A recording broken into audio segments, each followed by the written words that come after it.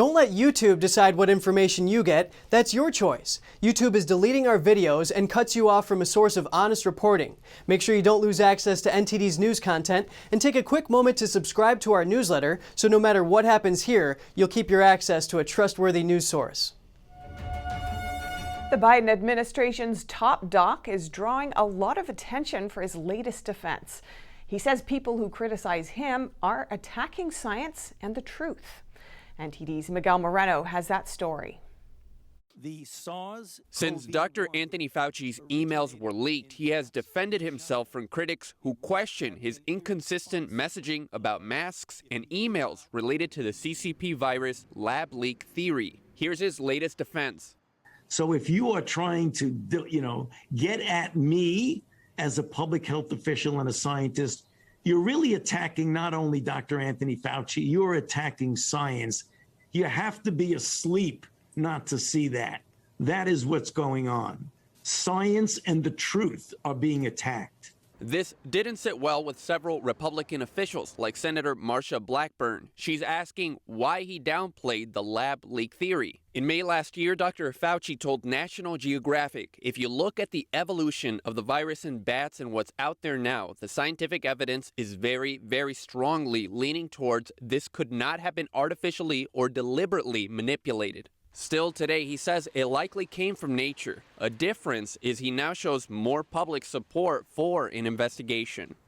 But no, I'm not convinced about that. I think that we should continue to investigate what went on in China until we find out, to the best of our ability, exactly what happened. A number of researchers published a statement in The Lancet, a reputable medical journal, calling the lab leak theory a conspiracy, even before the WHO declared the outbreak a pandemic.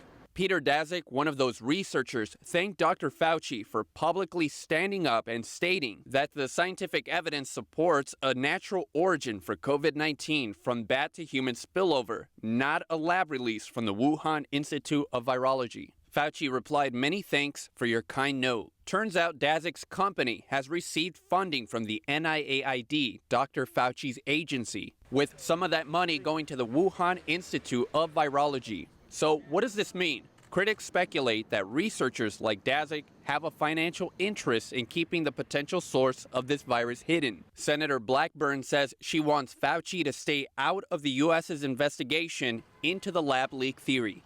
Miguel Moreno, NTD News. California's governor and several officials are taking action against a judge's recent gun ruling.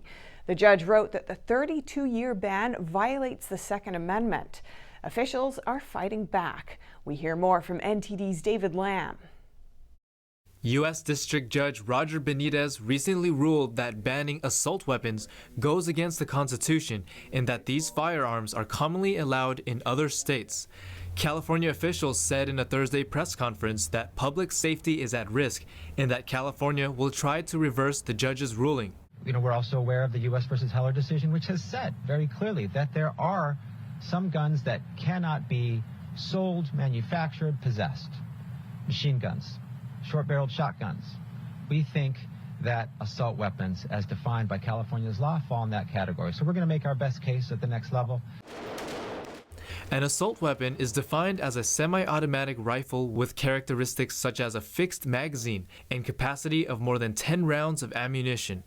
In reference to a previous court ruling, Judge Benitez wrote that the AR-15 type rifle is commonly owned by law-abiding citizens. They're owned for lawful purposes, which includes self-defense. But one speaker claimed that several gun owners don't think an assault rifle is necessary for self-defense. And this judge seeks to strike down those laws and put our families and our communities at risk. Today, and so the state has to continue to lead and fight. We'll fight. We'll continue to lead. The Firearms Policy Coalition released a statement saying, FPC condemns Governor Newsom's outrageous and callous personal attacks on the Honorable Federal District Court Judge Roger T. Benitez. The Miller v. Bonta lawsuit started when a California resident sued California's Attorney General in 2019 over Second Amendment rights. David Lamb, NTD News, California. The man who slapped the French president in the face is now in jail. 28-year-old Damien Tarel will have to spend 4 months in prison. The man describes himself as a right-wing patriot. France is banning him from ever holding public office in the country, and he can't own weapons for 5 years. Tarel testified that the slap was impulsive and unplanned and said it was prompted by his outrage at his country's decline.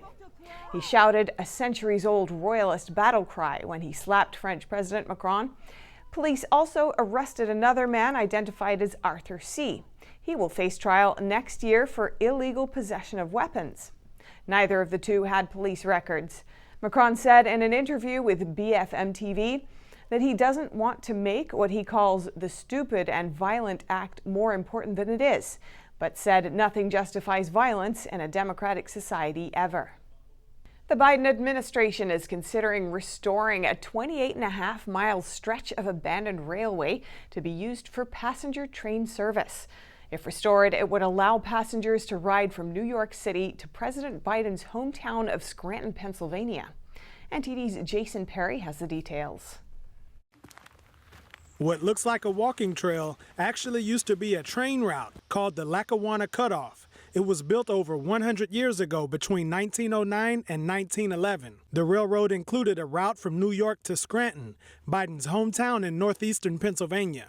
President of the North Jersey Rail Commuter Association, Chuck Walsh, has walked the trail of the old railroad for over 35 years. It was considered to be an engineering triumph when it was built. It allowed for speeds of 70 or 80 miles an hour in the entire length. The railroad had continual service until its usage declined during the 1950s and 60s, when people started using cars as their main transportation. The railroad's passenger service ended in 1970, and freight service lasted only a few years after that. The tracks were removed in 1984. Now this 28.5-mile stretch of abandoned railway is considered the missing link between New York and Scranton. The railroads, unfortunately, almost disappeared. We saved what we could, and we saved a lot of what was here, thank God, because now it's vibrant and our freight industry is booming. But we need to bring back the passenger train. All aboard! Rail Authority head Malsky said a lot of work has already been done to prepare for the service, including New Jersey Transit laying rails and the construction of a new terminal in Scranton.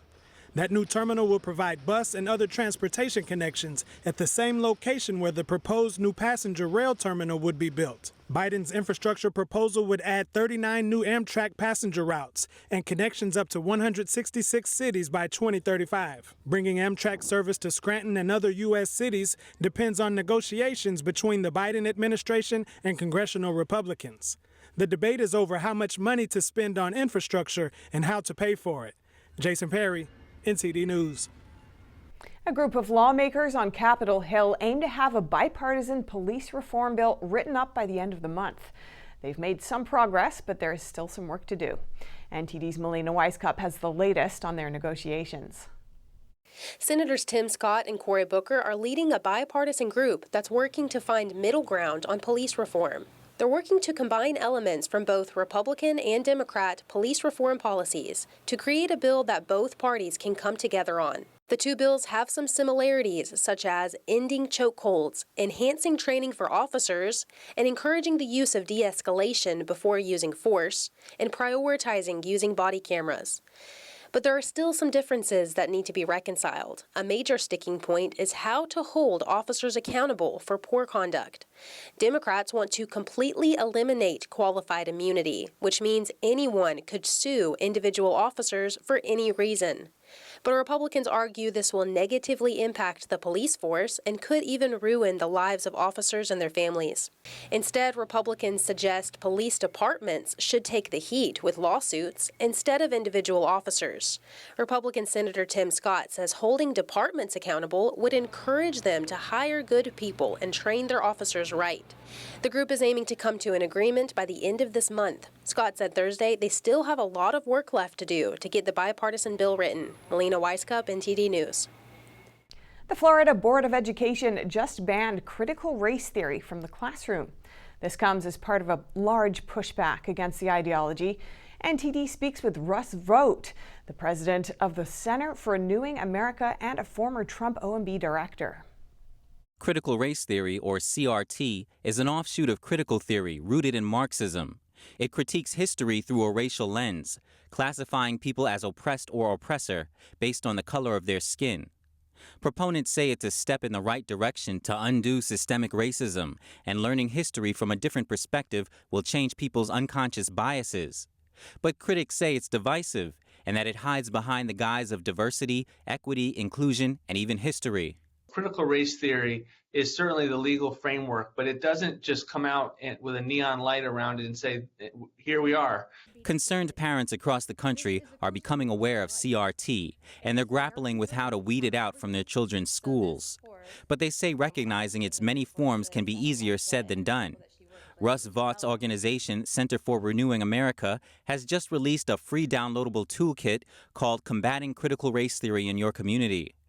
This is to help people better identify what is critical race theory. My view is always that as people learn more, as they know more, they'll be more courageous and they'll be more prepared. The group has also released a model legislation for school boards. In the last couple of months, school boards have become the hub for parents and teachers to push back against CRT. Vaught believes this rising tide of parents is happening because, thanks to remote learning, they've been able to see firsthand what's being taught to their kids. And he says the BLM riots allowed people to experience the consequences of this ideology. That's because the destruction was done in the name of combating systemic racism. I think people came away from that last year saying, you know, what's been percolating on our college campuses is serious business. We saw it in the communities, but now you take it one step further and you realize it's in our schools. I think that's why people and parents are rising up, and we can't even keep track of how many people are rising up to lead with courage in the given moment. And the movement's picking up pace at the state level, too. So far, over 22 states have introduced legislation to prevent critical race theory from being taught in the classroom or enforced by state agencies. Reporting by Grace Coulter, NTD News. A high-ranking communist official at a top Chinese college was stabbed to death by a teacher there. Police say it was over employment issues, but the suspect says he's been mistreated. Just a warning, some viewers may find the following footage disturbing due to its graphic nature. The highest-ranking Chinese Communist Party official at a top Chinese college was stabbed to death by his colleague, according to media reports. The suspect was a math teacher at Fudan University in Shanghai, surnamed Zheng. On Monday, he attacked Wang Yongjun, the Communist Party secretary of the university's School of Mathematics.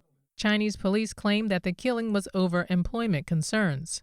A theory circulating online says that Zheng was dismissed from his teaching position for not meeting requirements outlined in a deal he signed with the school. But in an online video, Zheng said the school had been mistreating him for a long time.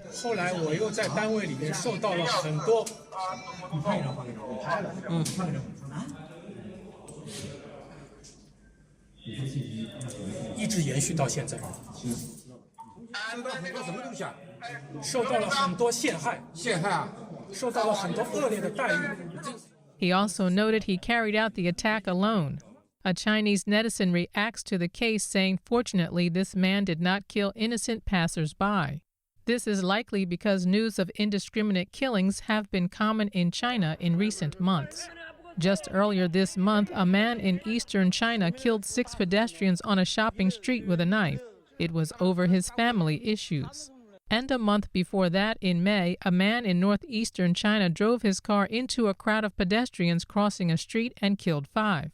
According to Chinese media, he felt hopeless after his investment failure. The Fudan case is still in progress.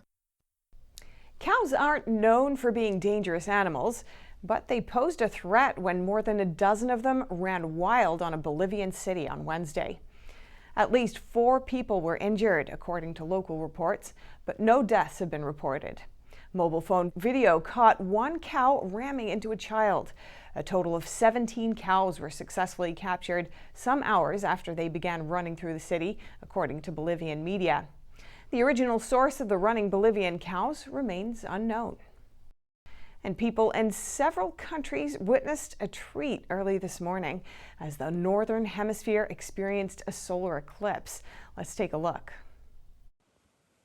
Several countries got to experience a celestial phenomenon on Thursday as they witnessed a solar eclipse lighting up the skies in the northern hemisphere. Eyewitness footage in Avon by the Sea, New Jersey, and cities in Canada captured a partial solar eclipse, creating a spectacular crescent which floated over the sea and painted the sky red. Solar eclipses occur when the moon moves across the face of the sun and blocks out some or all of the light emanating from it. Other countries experienced a ring of fire, or annular solar eclipse, where the moon moves entirely over the sun but does not block out its light, leaving a thin ring of brilliance.